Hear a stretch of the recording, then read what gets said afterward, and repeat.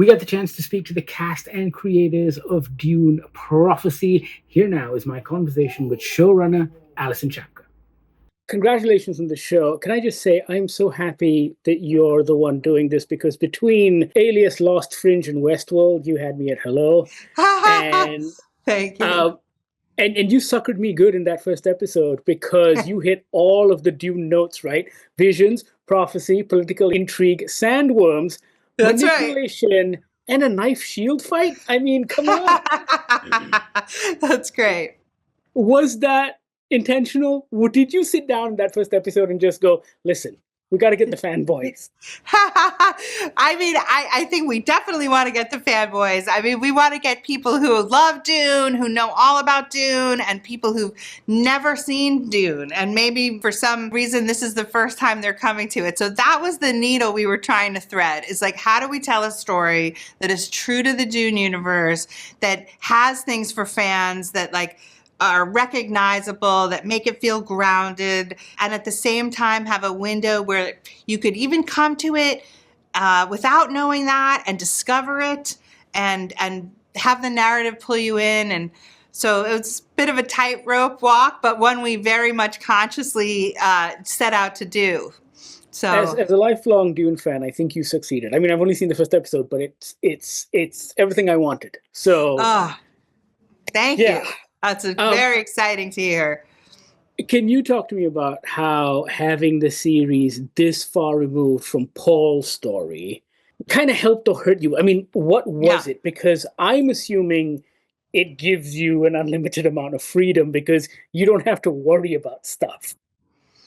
I think it was very exciting. I mean, because it's a different kind of prequel when you're 10,000 years before, because you're dealing with characters who don't exist in the movie on the one hand. So the good news about that is I don't think we suffer from the like, well, I know exactly what's going to happen, because you really don't, because this is its own lifespan. But on the other hand, there are events, and this is very much in Frank Herbert's universe, as you know, and as carried on by Brian and Kevin in the books that they wrote after.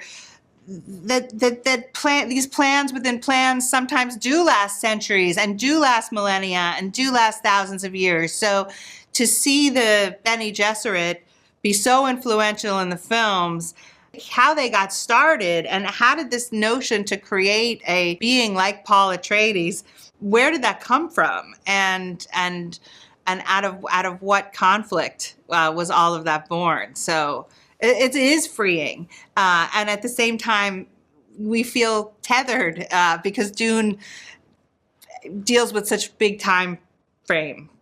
Right, of course.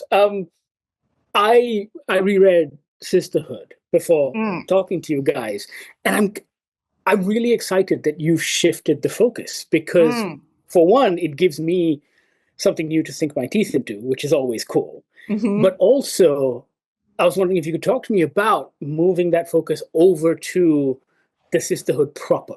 That's such a good question.